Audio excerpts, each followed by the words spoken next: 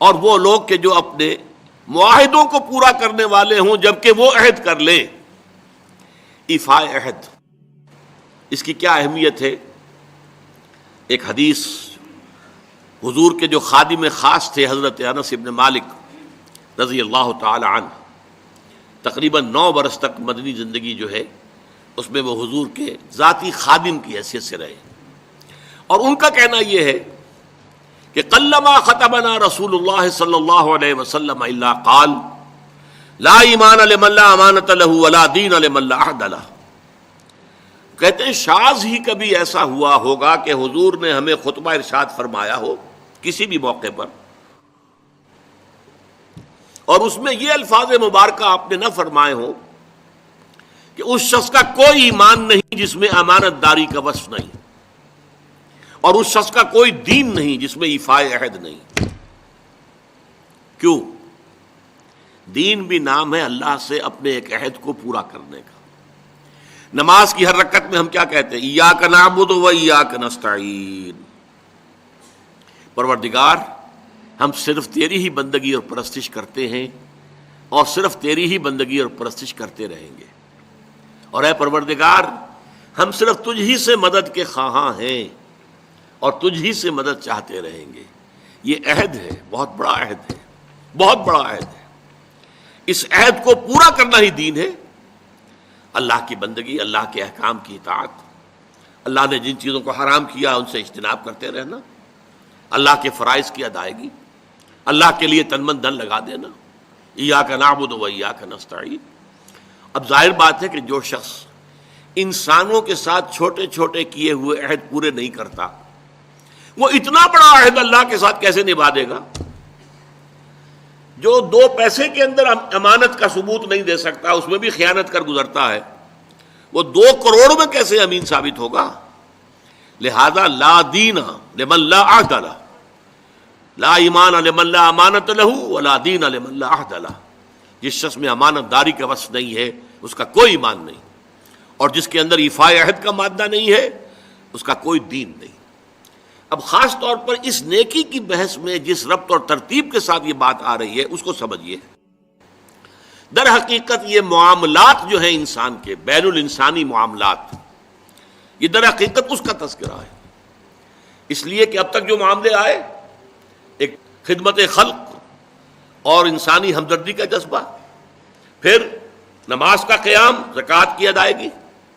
اب جو یہاں آ رہا ہے یہ معاملات ہیں بین الانسانی معاملات. معاملہ کہتے ہیں جو 2 افراد کے مابین کوئی بات ہو رہی ہو. عمل سے معاملہ، جوہد سے مجاہدہ، قتل سے مقاتلہ. تو جب 2 فریقوں کے درمیان جوہد ہوگی، جوہد کا جوہد سے ٹکراؤ ہوگا تو وہ مجاہدہ بن جاتا ہے. جب 2 فریق ایک دوسرے کو قتل کرنے کے درپے ہیں یہ مقاتلہ ہے. معاملہ جب 2 انسان یا 2 فریق یا 2 گروہ یا 2 کمپنیاں، یہ کمپنیاں جو ہیں وہ بھی آپ کو معلوم ہے لیگل پرسنز شمار ہوتے ہیں، ان کے مابین کوئی معاملہ ہو رہا ہے، کوئی معاملہ طے کر رہے ہیں. ان معاملات کے اندر سٹریم لائننگ کرنے والی ایک شے ہے، اگر وہ ہو جائے سارے معاملات درست ہو جائیں گے. اب آپ کو معلوم ہے ایفاء عہد کا جذبہ پیدا ہو جائے. دیکھیے معاملات کی میں آپ سے وضاحت کروں. ایک شخص امپلائر ہے، ایک امپلائی ہے، ان کے درمیان ایک کانٹریکٹ ہے. یہ ریمونریشنز ملیں گی، یہ مراعات، یہ مفادات، یہ تنخواہ، یہ کام تمہیں کرنے ہیں. اب اگر ایک شخص پوری تندہی کے ساتھ وہ کام نہیں کرتا تو وہ حرام خوری کر رہا ہے، ایفاء عہد نہیں کر رہا. ایفاء عہد کا تقاضا یہ ہوگا کہ کوئی سپروائز کرنے والا ہے یا نہیں ہے، کوئی دیکھنے والا ہے یا نہیں ہے. وہ اپنے معاہدے کے اندر بندھے ہونے کی بنیاد پر کام کرے اور حتی الامکان اپنی جو بہترین صلاحیتیں ہیں وہ. اسی طرح چھوٹا سا معاملہ ہے، آپ نے ایک شخص کو مزدور کے طور پر رکھا ہے، شام کو 100 روپے آپ نے دینے ہیں، ایک معاہدہ ہے، طے ہو گیا. اب یہ مزدور اگر کام چور ہے کہ اگر تو کوئی دیکھنے والا ہے تو کام کر رہا ہے اور اگر کوئی دیکھ نہیں رہا تو بیٹھ گیا، تو یہ بے ایمانی کر رہا ہے، یہ وعدہ خلافی کر رہا ہے. اسے اپنے اس وقت کے اندر اپنی پوری توانائی، پوری توجہ کے ساتھ، اس لیے نہیں کہ کوئی مجھے دیکھنے والا ہے بلکہ اس لیے کہ میں تو اپنے عہد کا پابند ہوں، میں نے معاہدہ کیا. یہ میں نے سب سے چھوٹی مثالیں دے دی. اس سے اوپر آئیے. شادی کیا ہے؟ Social marriage. یہ سوشل کانٹریکٹ ہے. میرج کیا ہے؟ ایک مرد ایک عورت، اس کے درمیان معاہدہ ہے، ساری عمر کا نباہ کرنا ہے. بیوی کے یہ فرائض ہیں جو اسے ادا کرنے ہیں، شوہر کی یہ ذمہ داری ہے، اس کے نان نفقے کا وہ ذمہ دار ہے، اس کے لیے سکنا فراہم کرنا اس کے ذمے ہے، اس کے لیے رہائش کا بندوبست کرنا اس کے ذمے ہے، نان نفقہ اس کے ذمے ہے. بیوی کے یہ فرائض ہیں جو اسے ادا کرنے ہیں. اب یہ در حقیقت ایک سوشل کانٹریکٹ ہے. اگر کوئی بھی اس کے اندر خیانت کا ارتکاب کر رہا ہے تو اس نے اپنے عہد کی خلاف ورزی کی. اسی طرح دیکھیے بہت سے معاہدے ہوتے ہیں جو ریٹن نہیں ہوتے، طے شدہ نہیں ہوتے. اولاد اور والدین میں بھی ایک معاہدہ ہوتا ہے، امپلائڈ ہے. وہ کیا معاہدہ ہے؟ والدین اپنی جوانی میں اپنے آپ کو انویسٹ کرتے ہیں اپنی اولاد میں.